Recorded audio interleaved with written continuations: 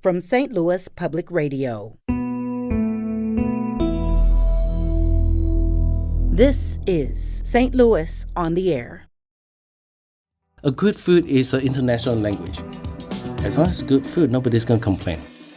Ultimately, my best memories of serving people are the people that have never heard this stuff.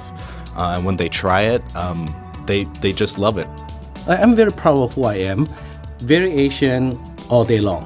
I serve dumpling all day. Yeah. And no problem. And I love that too. Mm-hmm. But I think, we can't please everybody.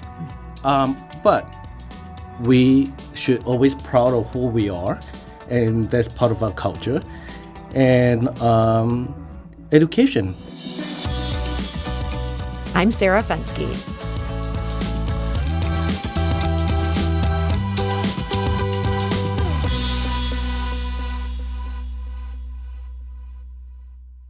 Yesterday, the food site Eater.com unveiled its list of where to eat in 2022. The list included 13 cities around the world in which the site's editors were, quote, most excited to travel and eat as soon as we get the chance. That includes Buenos Aires, Kuala Lumpur, Dubai, Mallorca, and St. Louis. Yes, St. Louis. We are one of the top 13 in the world. The site's editors noted this, quote, we're still anxious about the pandemic's course and cautious about our impact on global health. We're even more inspired by the myriad ways food communities everywhere have risen to meet the challenge head on and come out serving food that's unambiguously delicious. And joining us now with more on these honors and how the St. Louis food scene made the list are two chefs featured on it. That includes Kurt Bellon. He is the owner of Izumi. That's what Eater calls, quote, the happy little Japanese fire truck that's serving Japanese-style sandwiches around town. Kurt, welcome. Thank you so much for having me. I really love this show. I appreciate it a lot. Thank you for being here. And we're also joined today by Bernie Lee. He's the owner of Akar, which serves Malaysian-inflected food in Clayton. Bernie, welcome. Thanks for having me. So, Bernie, how exciting is it to be one of the 13 cities that Eater wants to travel to and eat in this year? So exciting. So exciting is complete surprise.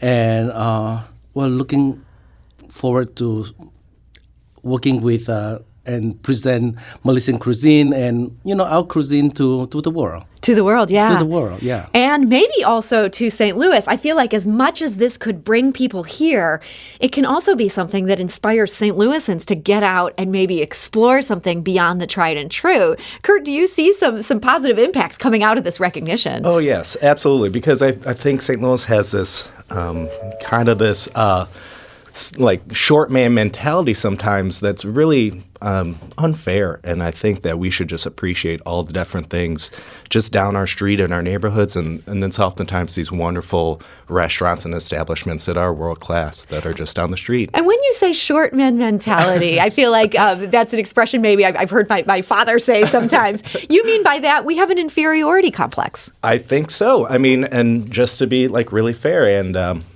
maybe I should say little brother syndrome. I'm youngest of four, so I understand that. But basically, I think we should just take pride in what we have in St. Louis and, don't compare ourselves to huge cities and things like that. And we should just appreciate the great town that we live in. It's really great. Bernie, yesterday when this got announced, were St. Louis food people just, was there great excitement that came from this? Everyone is really exciting, and I'm so overwhelmed with the response, the surprises, and the joy of every restaurateur and diner in the whole St. Louis. I received calls and texts, some emails, and it's a great feedback, and it's a reason to celebrate. So Eater said some specific things about the St. Louis scene here that were pretty interesting. They write, quote, it wasn't the national media that made the St. Louis scene blossom, but it was local chefs who share a unifying ethos. Through mutual support and mentorship, the community becomes stronger while everyone reaps individual success. This doctrine turns radical when adopted by an entire city. Competitors operate like one giant restaurant group. Kurt, does that ring true to what you've seen in St. Louis? Absolutely. Just even with Bernie. I mean, we ran into each other at Sam's Club, I remember. Oh, yeah. And we just talked about all these different things because it's just basically we all like wear the same uniform, if you will. We're all on the same team, and it's just about, helping each other shine and do better, and in turn that makes our whole city better. So it's that great mentality that, I was able to do things with Izumi and my concept, and I don't really imagine I could do it in many other places. So yeah, they did mention that for something like Izumi, this is an up-and-coming, you've got a truck where you're going around. And I guess before we get too deep into what we're doing, we should mention what these sandwiches are like. When you say a Japanese sando, what is that? Okay, so my interpretation of it is to basically replicate what you would get at a konbini, which is a convenience store in Japan. And it's basically this pre-made food that is just really convenient, really universally, unambiguously delicious. And it's just focusing on trying to replicate something that I remember having in Japan and bringing it to St. Louis as like authentically and simply as I can. And it's just universally delicious is the thing that I found with all my guests. And so these sandwiches, they're so tasty. There might be a sandwich that has a meat in it, like you might expect, but there's also ones that have fruit and cream. Yes. Just when I've been talking about my concept, I'll talk about, I do like Japanese sandwiches. I'm in a fire truck, and it's like, okay, good. And then I start talking about like I have these fruit sandwiches. That's the thing that blows people's mind because it's a real simple formula of fruit, whipped cream on the special type of white bread called shokupan or milk bread, and it's just one of those things that we're not making. People aren't used to making, strawberry sandwiches, but it's really just a universally delicious thing. Yeah, they are really good. And so as the Eater story mentioned, this is something where you're kind of very new on this scene, and yet you've been able to do collaborations with some of the biggest names in town. They mentioned with Kui Tran, whose family owns My Lee, which is such a totem in this industry. They kind of welcomed you into the fold right away. Oh, definitely. Kui he is basically the foundation of the mentality that we're talking about now in St. Louis. He's one of the greatest role models I've met, not just in restaurants, but the fact that he could stay so humble and down to earth and always looking to help is a great thing that I ascribe to want to be, in my career as a restaurant professional, and looking up to a role model like that is just really inspiring, and it's a great. He sets the tone for St. Louis, I would say. So Kurt is just getting started with Izumi in these last couple years, and just crazy years to get started with something like this. Bernie, you've been doing this a lot longer. You opened the city's first Asian fusion restaurant. This was back in 2003, a previous concept, 609. Oh, yeah. Was that feeling, that sort of collaboration, people weren't competitors, was that feeling there then? Oh, no. No. Absolutely not. A lot of people doesn't even know what I was doing. Back then I call that the fusion cuisine. And I do have people or critics say it's so confusing. So people are not used to the merged culture, the fusion, the interaction between two different cuisine. And then when you put them together, it's pretty confused a lot of people, just because a lot of people doesn't really have the education or knowledge when it comes to that.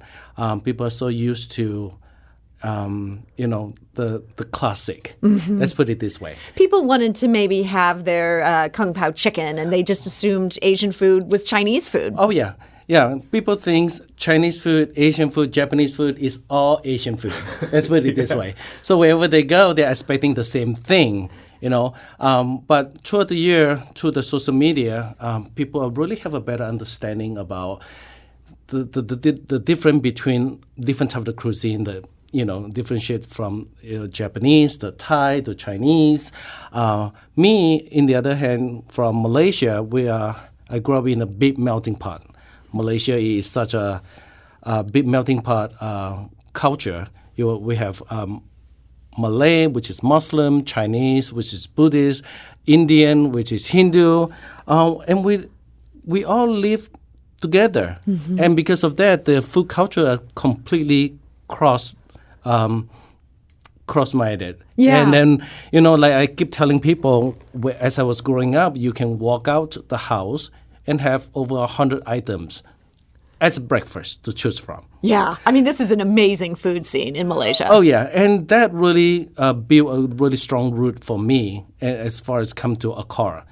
So Akar is really represent my roots and where I come from and how I like to eat, but not to limit my new travel experiences and, you know, to share with everybody. And do you feel like now, almost 20 years after you opened your first restaurant in St. Louis, you're able to serve the food that you would want to eat, not try to water it down or make it something that you feel like is giving people what they want? Yes. I mean, for many years, I tried to create menu for what market wants, you know, how to sell them.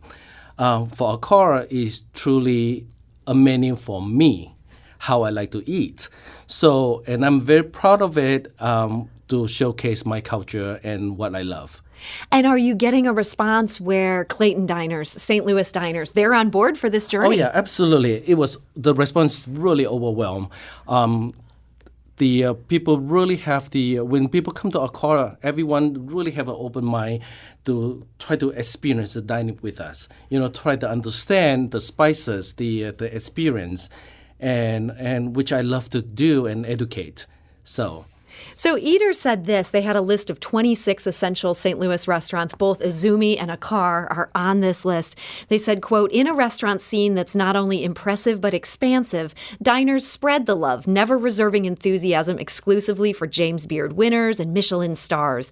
If something delicious exists anywhere in the 314, St. Louisans with voracious appetites will come. Kurt, would you say that's a true representation of the St. Louis appetite these days? Oh, yes, absolutely. Because I would say that, you know, most all the guests that I experience and encounter are some of the best hype people, basically, that loves to support local businesses. Because, again, we have this unwritten mentality that, like, you know, we just have to, you know, pull together as one and support each other. And that's really apparent in the way that a lot of guests will promote, you know, my stuff as well as Bernie's good food, and they feel like so many they're different part places. of your success. They want to talk you up. Absolutely, and like that's the biggest thing. You know, I'm not doing this by myself. It's I'm basically carried by a great wind behind my back, and that's a lot of just really good positive feedback and word of mouth that you know people love to do in St. Louis. We're talking today to Kurt Bellon. He's the owner of Izumi. That's that cute little Japanese fire truck going around town selling sandos. We're also joined by Bernie Lee. He's the owner of Akar. That's the acclaimed restaurant there in Clayton, a small restaurant, but a very stylish restaurant with a terrific menu of Malaysian accented dishes. Both featured on Eater.com's list of 26 essential St. Louis restaurants, part of them unveiling the list of where to eat in 2022. St. Louis is one of those cities. We need to take a quick break, but we'll be back shortly to continue this conversation with Kurt and with Bernie. This is St. Louis on the Air on St. Louis Public Radio.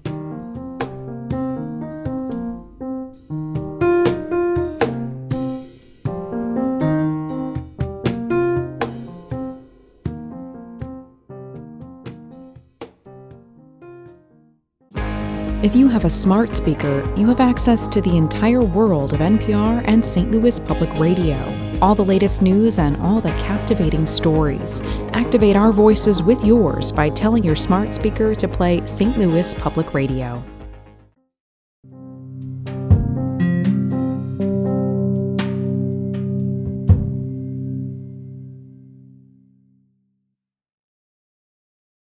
And now back to our conversation. We're talking about the fact that yesterday, Eater.com named St. Louis one of the 13 places it's most excited to visit and eat in 2022. It's huge news. My guests today are two chefs who are name-checked in Eater's piece. Kurt Bellon founded Izumi. That's a truck serving Japanese sandos.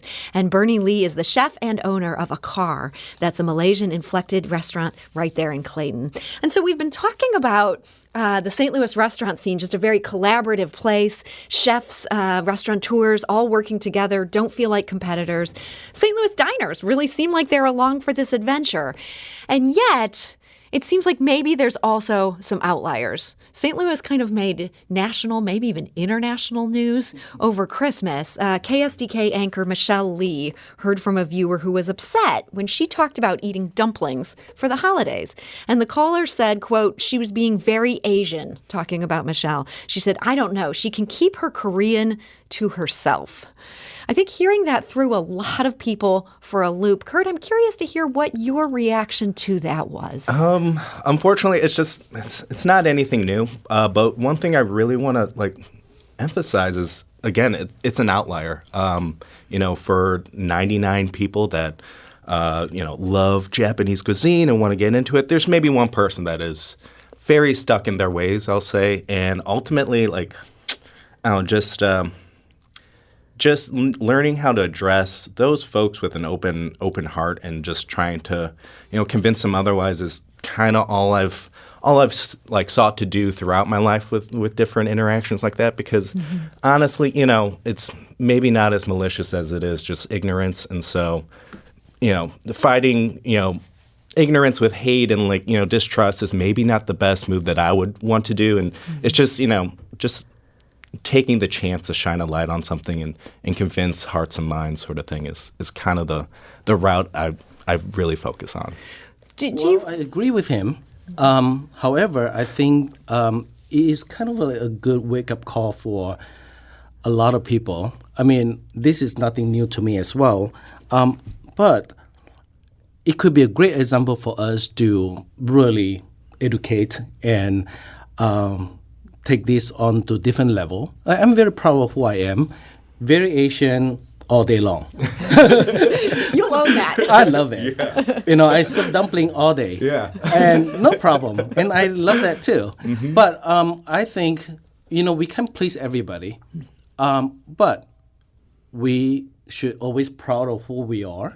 And that's part of our culture. And education. We try to educate people to let them understand. And I think that's the best way to do. Bernie, today Akar is, you have a very cosmopolitan menu. This is very high-end food. Do you sometimes see people coming in who don't know what they're getting into? All the time. But I'm very lucky. We have a really great support clientele who, when they come into Akar, even though they do not know what they're getting sometimes, but they're ready for experience. They're ready to take on good food. I think like Kurt and you say earlier, a good food is an international language. As long as it's good food, nobody's going to complain. Yeah. And people want to know more once they experience it. So that's my job, that's Kurt's job, there's many chef jobs in St. Louis right now, especially the immigrant chef.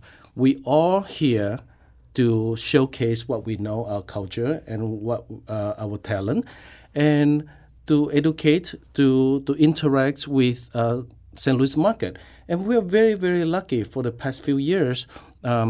Everyone been really engaged with us, very supportive what we do.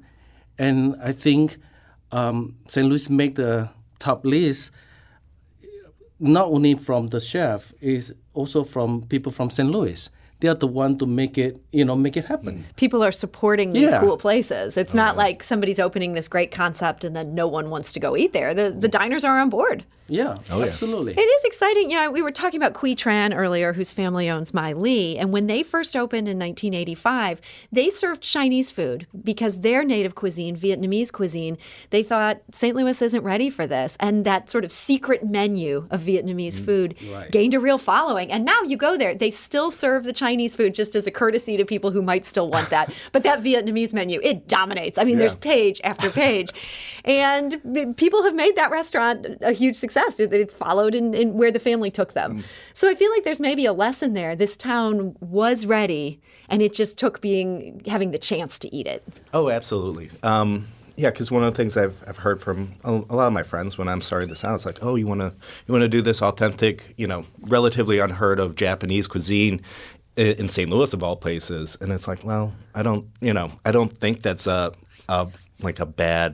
bad market to start in at all, because honestly, I have a chance to bring, yakitori or tamago sandos or, a lot of these, foreign words But, ultimately, my best memories of serving people are the people that have never heard this stuff. And when they try it, they just love it. And it's just, again, just emphasizing this universal language that we have of delicious food that even if you've never heard of it, maybe you're not comfortable in trying to pronounce it. It doesn't matter. A strawberry sando with whipped cream and strawberries on it's just like that. Yeah, it's just so like. Yeah, it's just. I focus on like really simple good food that anybody can enjoy. Kurt, you also mentioned in the Eater write-up of Izumi that you don't have to be a zillionaire to launch a business in St. Louis. You said it so charmingly in this story. I wish I could quote you here. Yeah, I said something about killing a duke. I mean, expand on that quote. It's really, I feel like St. Louis has a lot of the great, upward mobility and opportunities that this whole country was founded on, and in St. Louis, and I've talked to many different chefs that have worked in the Bay Area or Chicago or New York or huge markets to where it's like. I have this great idea, but in order to start something in San Francisco, you literally needed like $1 million just to sign some papers almost.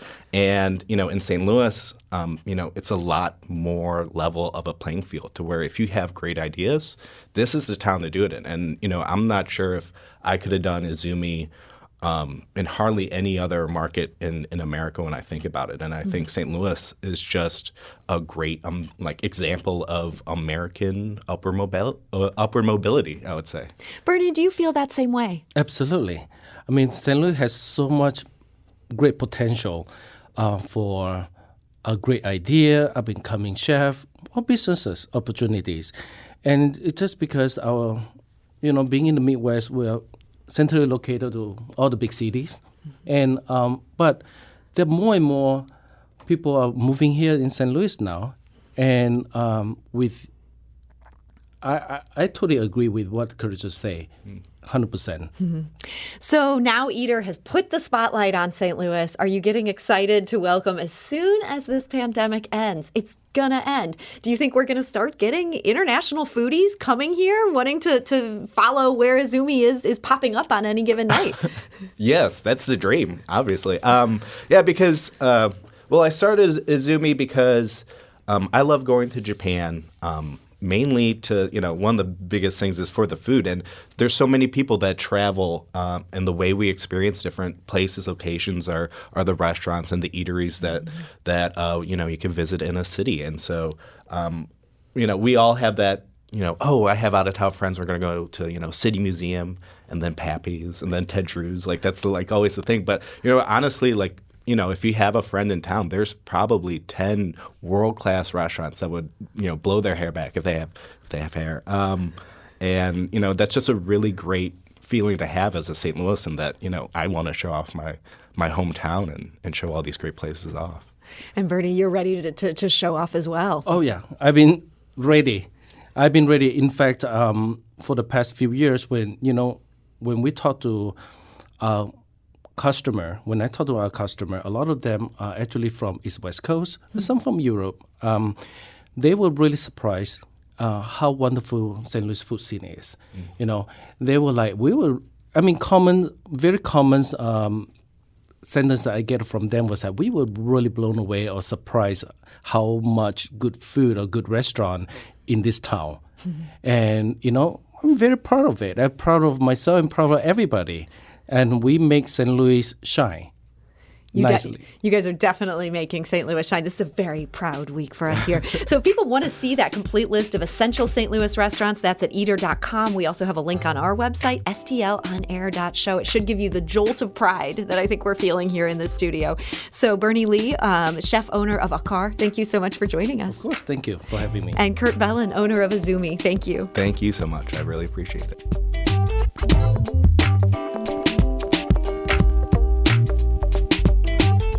This episode was produced by Jane Mather Glass, with audio engineering and podcast design by Aaron Dorr. Our executive producer is Alex Hoyer. St. Louis on the Air is a production of St. Louis Public Radio. Understanding starts here. If you learned something new from today's episode, consider leaving us a review and rating on Apple Podcasts on the App Store. It's the easiest way to help people discover our show. We appreciate it. Thank you. St. Louis Public Radio is a member-supported service of the University of Missouri, St. Louis.